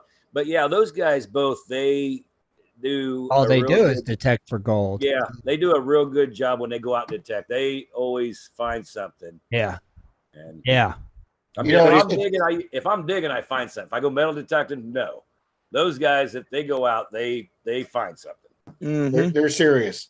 Yeah, it's funny you made that joke about them planning. We have a couple people in the metal detecting community that are well, Yeah, that I am absolutely positive are planners, and there's been there's been a few that got caught recently. The one metal detecting East Texas with Kevin. He got caught planning. He got caught planning a seated a dime that was a what they call a love token. It's a silver coin that somebody's inscribed an inscription to it to a loved one.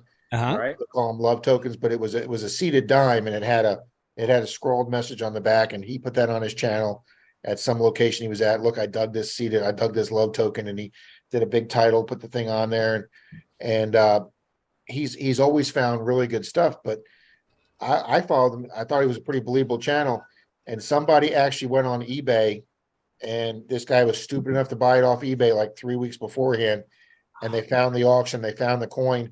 And they did a video and they put his coin up there next to the one on eBay, and you could see the same scratches and the same marks and the imperfections. And within an hour of this guy posting this video, his channel went black. And I'm like, why?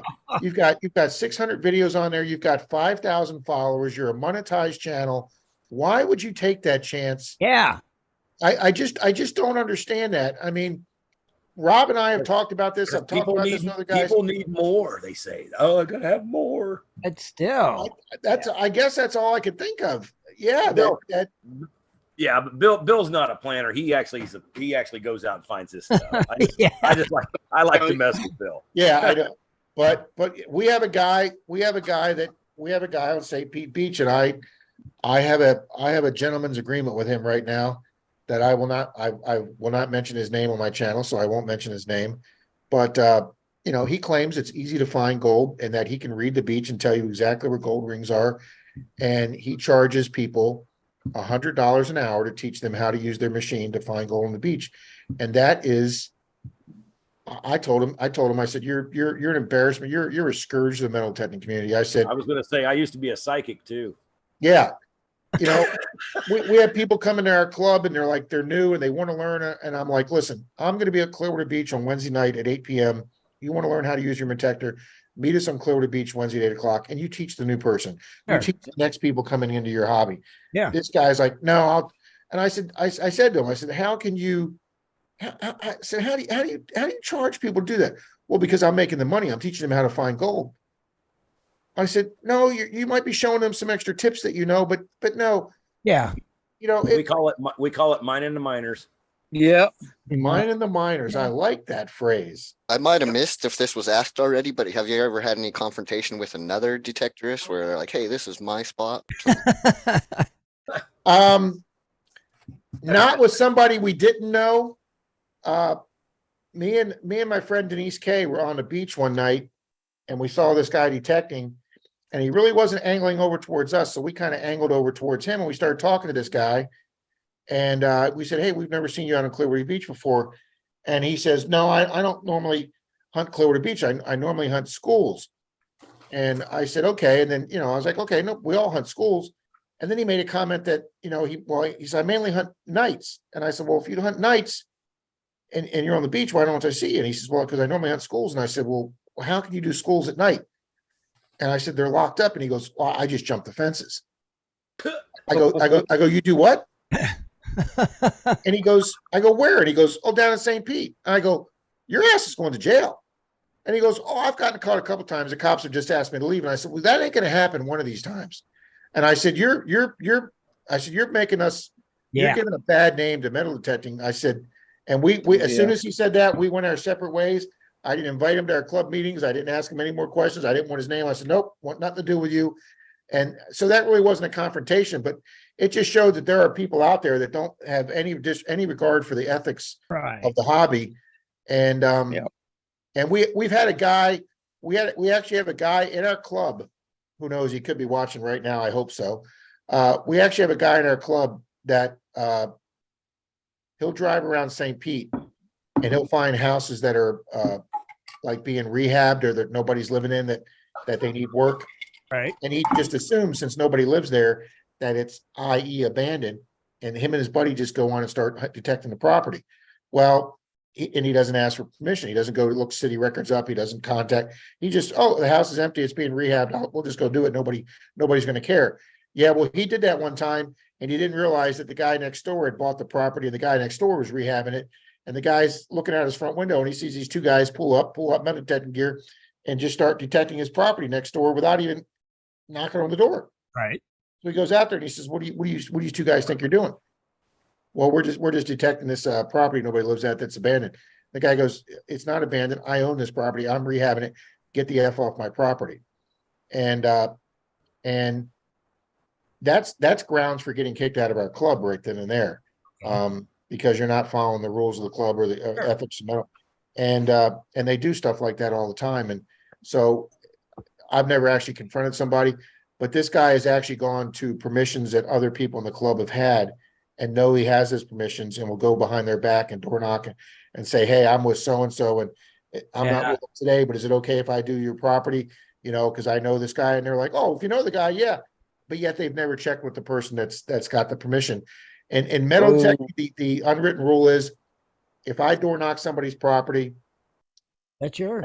That's my permission. Sure. Okay. I don't own the person's property, nothing like that. But that's my grounds to hunt until that person tells me I can't hunt. That's so if I take somebody, if I take you there as a guest, if I say to the person, hey, do you mind if I bring a friend of mine and the two of us do it? Oh, no, I don't care. That's fine. One, you do not go back to that house without me. You don't bring somebody else, a third party to that thing. Yeah.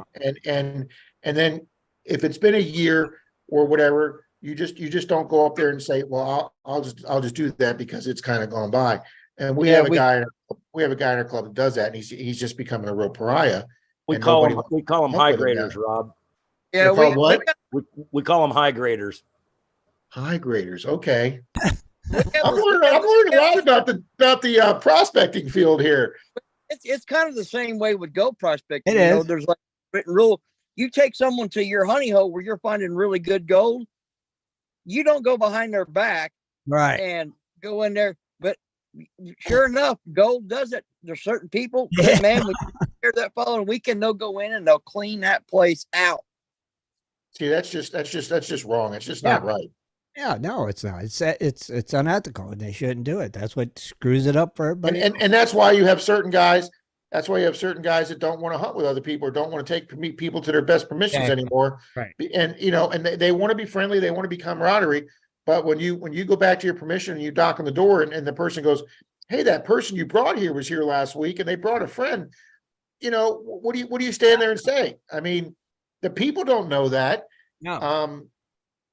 But we actually had a guy do it.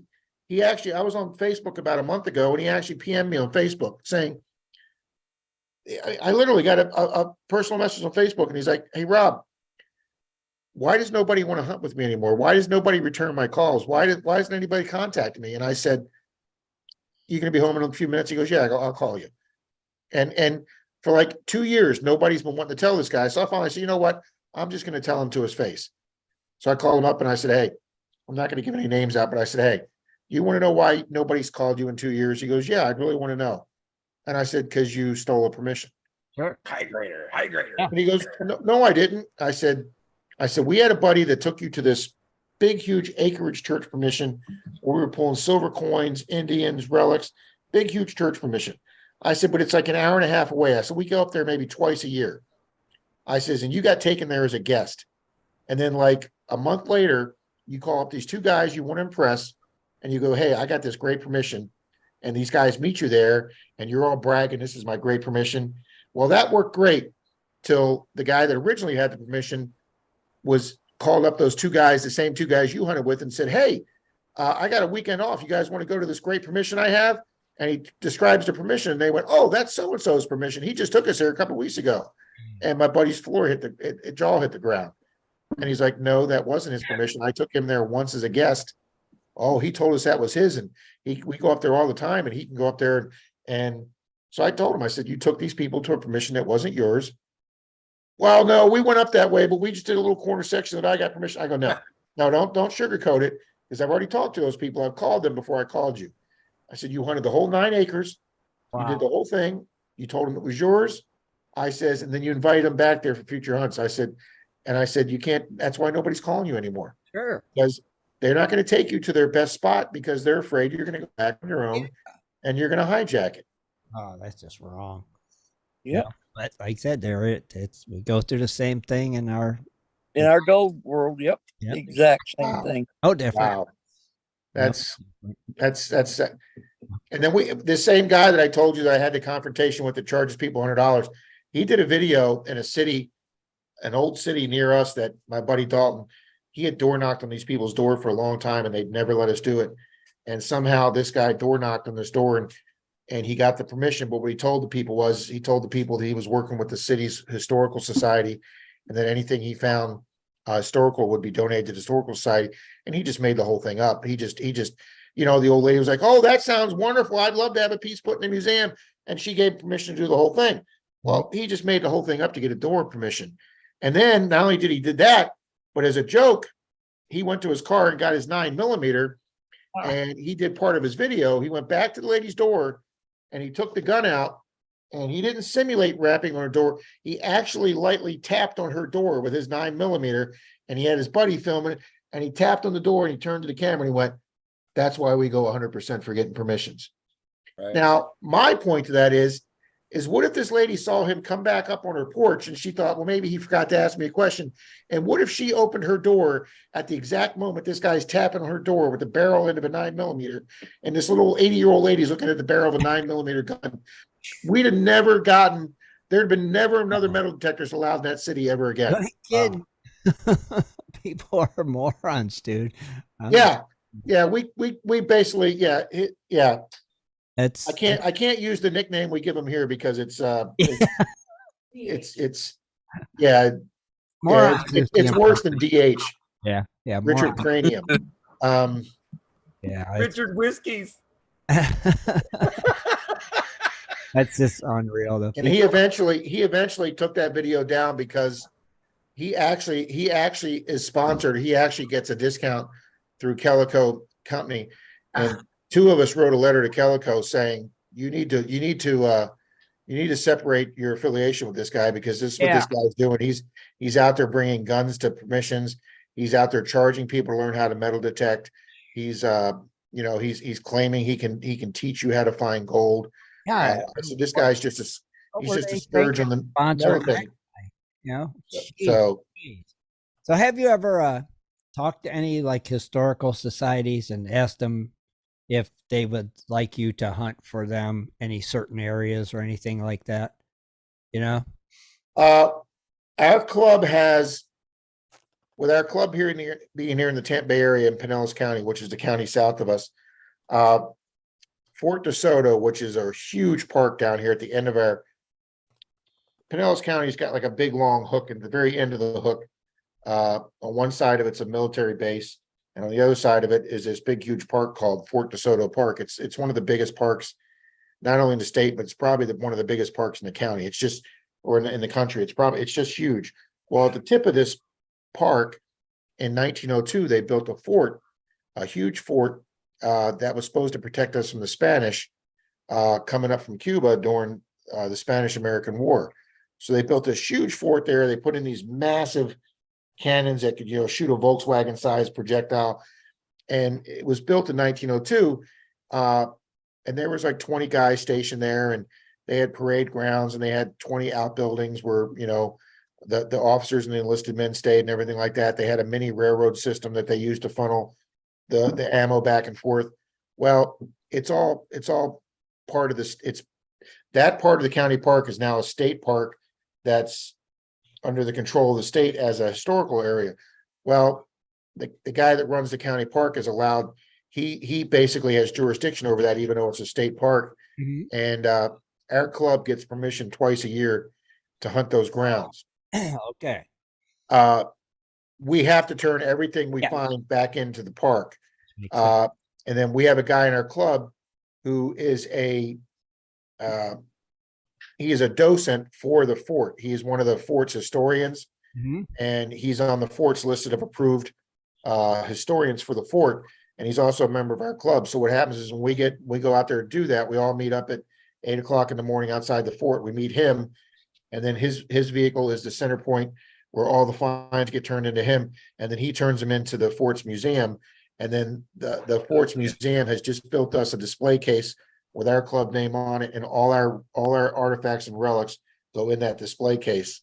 That's what I was wondering. Maybe if they decided what was a relic and what wasn't. Yes, they decide, and if they decide that they've got so many of them, they don't need it, they'll give it back to you. Like my first 2 3-ring bullets I found there, and when I showed them to him, he goes, "Oh, these are better than the ones we have, so I'd like to take these." So he took those, and then I found I think I found like an 1898 Indian head penny, and he says, "We don't have one of those in the fort display. I'll take that." And then I found a gold gilded officer's button with the general services with the chicken neck eagle on it. It was actually brand new. It still had the little clip on it that was on the cardboard case that it came from the factory in 1902, and it was like an extra, and it was in mint condition. And they said, "We don't have an officer's button in the museum," so they took the officer's button and put that in the museum. And then one time we had like 6 buttons found, and they took several of the buttons. And then I found a 50 cal shotgun. It was a full brass. The whole thing was brass instead of it just being the bottom piece. It was a smoke round that they used back in the early 1900s, and they took that for the museum. And one of the guys has found a stove piece, plate from a stove, railroad spikes from the mini railroad. But yeah, they've got a nice display in the museum. So should do. Should be like that. The so historic. yeah, we've got a couple. How much land is it that you can hunt there though? I mean, is it like multiple acres, or just, it's pretty big? It's probably about 4, 5, 6 acres. It's all the outbuildings around the fort. Okay. We actually can't go in the grounds of the fort, inside the fort, but we can there's 24 outbuildings, and they still have like the original footings where the outbuildings were, the footings. And then there's a plaque at each one. This was the storehouse. This was the officers' quarters. So which each one's at. And they try and mow it down some for us to get rid of some of the underbrush. And but I mean, we've been going out there. The club's been going out there since before I was a member of the club. They've been going out there for 10 years, twice a year, and we still find stuff every single time we go out there. That's cool. Oh yeah. I think all historical societies should do that. That'd be awesome. Yeah. Well, I mean, if you got a historical society, you should have. Most towns do. Seems. Yeah, you should have something in there. And they all. What's the deepest target you've ever done? Let's hear that one. Have you ever had a target like you're like, I can't believe I'm still digging to get this thing? No, to be quite honest with you, because here in Florida, with us only being like mid 1800s and newer, the stuff hasn't gone to like great depths it is up north in some of your colonial areas and stuff. So like, I was on this 1909 church yesterday or 2 days ago up in Georgia, and I did get a deep signal, and I wound up getting a canning jar lid, a ball canning jar lid with the porcelain insert in it. And that was like 10 inches down. And then I got thinking, that's probably why we're not finding any coins. If there's been so much dirt put over this that your 1800s and early 1900 finds are 10 inches down, I'm never going to hear a wheat penny. Sure. Probably at 10 inches down. And this was a canning jar lid. But most of the time in Florida, if you get an 8 to 10 inch big signal and you hit it, you're going to hit a cast iron pipe from the original foundation. We just don't have 12-inch finds down here. I mean, I have found one cannonball. Oh wow, that's cool. And I found that in the yard of a house, nowhere near any kind of fort. And I've shown it to several people, and they're like, "Rob, that's a 3-pound cannonball." And I have no idea how it got in this yard, but it was only like 4 inches down. And most of this stuff I'm showing you guys was, most all of it was way less than 6 inches, 3, 4, 5 inches. I mean, some Wheaties and Indians were getting at 2 inches. That's interesting. Yeah. I just, I've never had a chance to hunt New England. I do have family up in Maryland. I've gone up there a couple of times and hunted. I did find one flat button doing a field in Maryland. I was brand new then. I didn't even know what it was. And like I say, I've gone to Missouri a few times. I got family in Kansas City, and there's an old town out there in Missouri that the whole town has 10-foot curb strips. The whole town is super nice. People come out and, you think they're going to say something to you. And I go, "Hi, we're just doing the curb." "Oh, no, we know that's public property. We know that's easement. You're perfectly allowed to do it." I did both courthouses in the 2 towns in Missouri. I've had two of my best metal detecting days on those two courthouse yards. Both courthouses were next to the sheriff's office and the police department. I had deputies driving by waving to me. Nobody bothered me on a Saturday. The way it should be. I'm telling you, people out in the Midwest are just super friendly. I've had nothing but fun experiences out in Kansas City, metal detecting. People are just so nice out there. One more question, and we'll wrap it up. If you could metal detect anywhere, no, all expenses paid. And legally do it? Legally do it. Where would you want to? Yeah, that's what I'm saying. Anywhere. They said, Rob, you could go anywhere you want. You pick. We'll pay. Everybody always says going over to the old country, Scotland and England, and doing the old Roman grounds, and that would be cool. I'll tell you something I think would be historians, and I majored in history in college, and I love American history. And to do someplace like the battlefield of Gettysburg. Oh, okay. See, that's really that's close to me. That's right by Rich. Yeah, he can't get near it. I mean, they are. I mean, he obviously has to know that they are super strict with that. But I mean, everywhere you go, door knocking, whatever. It's like, that's why I like Kentucky and Tennessee. Yeah, there's just so much history up that way. Yeah, I mean. If you can find somebody that owns some acreage next to one of those fields, and I'm like 30 minutes away. So they'll let you on their acreage next to the field or something where they bivouacked or where they held training or something. I mean, I've watched some of the channels that do these fields next to them, and even the Hoover boys doing some of these fields they get up there in Maryland. I mean, and they're pulling out 20, 30 3-ringers, and they're pulling out mini balls, and I'm like, wow, I have found. On one of those courthouses in Missouri, I found one one of the 58 cal 3-ringers. And that's like a prized possession to me because it's my only one I've ever found. And I know these guys out there, sometimes they'll hunt, find 10, 15 of them in one day, but we just don't have that happen here in Florida. We have a little bit of Indian wars and a little bit of we don't have a whole lot of Civil War stuff down here. We do have a little bit of the War of 1812 and some of the Indian wars. But to find ground for that down here that's still in public domain is damn near impossible. Yeah, we used to love it in Kentucky when some of the farmers would do what we call 12-inch plow. They dig a foot and they turn it over. Let about 3 or 4 good rains get on that. Man, you better be the first one out there because there's going to be stuff really close. Yeah, see, that's like a metal detector's dream right there. But we had a guy. Rob remembers this. We had a guy that I was communicating with through Facebook and stuff that was part of our community. He lived in Austria. He was a British guy, but he lived in Austria for 20 years. And he lived in a small town that had a lot of Roman activity. And he'd go out detect and find Roman stuff all the time. Well, we invited him over here. And he stayed here at mine and my girlfriend's for like 2 weeks. And we took him all across Florida. But he came over here with a whole bunch of Roman coins and different Roman tidbits that he had found. And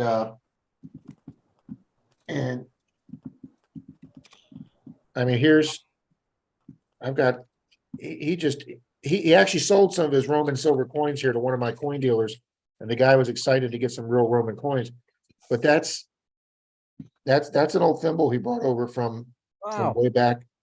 And then he tells me what this stuff is. Like this is, to me that just looks like some little brass but that's some hook off some Roman soldier's cape or something. Oh yeah. And these guys know what this stuff is by the way it's shaped. But he came over with all kind of Roman finds. And this is some piece that went to some hook for a weapon or something.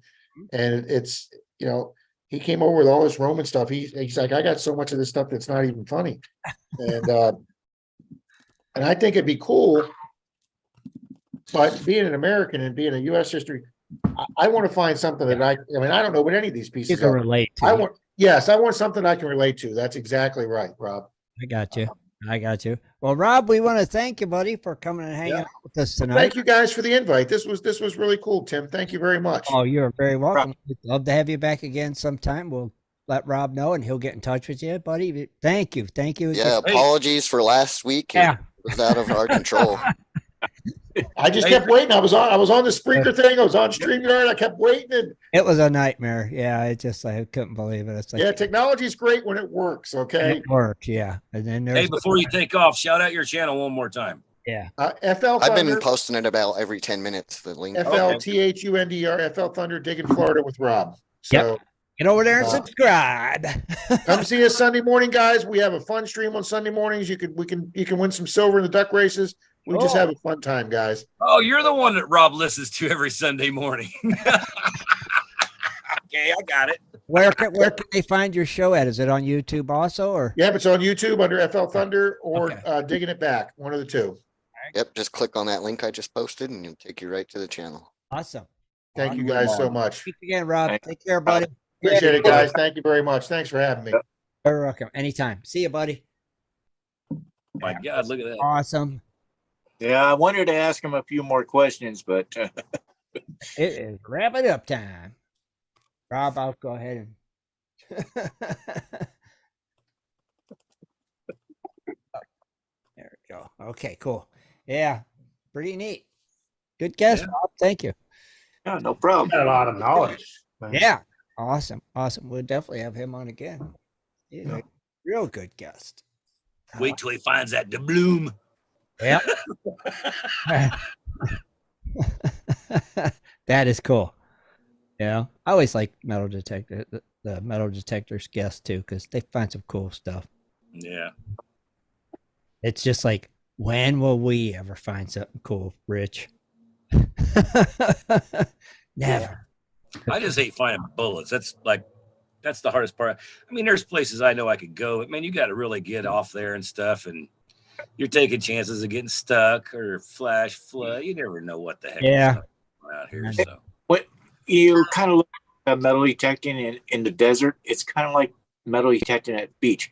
You're gonna dig so much trash before you get that treasure. You know, you're gonna dig 100 bullets before you find that little nugget.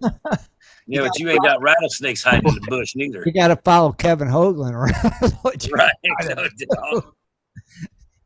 He'll put you on them spots. We got a 7 car. He's on the move. Yeah, keep moving.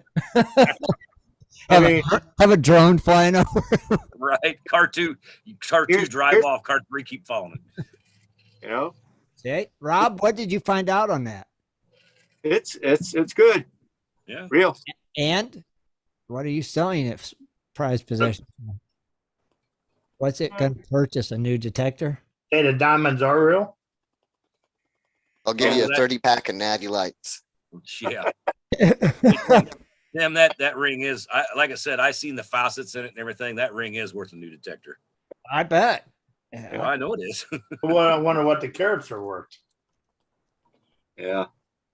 Find out more on that bad boy. Oh yeah. Well, we took a diamond tester to it. Or let us know when you get that new detector, and we'll be like, Rob sold that ring. Way to go, Rob. That's the way to do it, brother. Yeah, it's worth the cash, that's for sure. Heck yeah. Well, we want to thank everybody for tuning in tonight, and we want to thank FL Thunder, Digging with Rob, one more time for being here and hanging out with us. We hope you all enjoyed it as much as we did. And sorry about last week, everybody. And remember, you have till September 31st at midnight to get that fire starting video in. You guys, somebody's got to make a fire. I'm going to make one. So somebody else has got to try it. And Jeff, hey, if you don't believe it, harder. Look, there's my stuff right here, boys. That's ready. Well, I'm going to say Lisa's ready.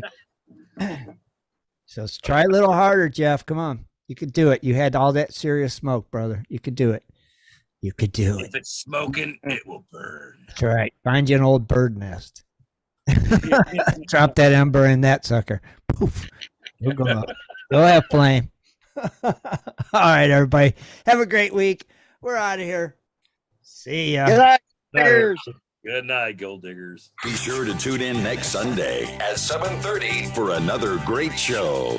For updates and more info, please go to www.prospectorsradio.com.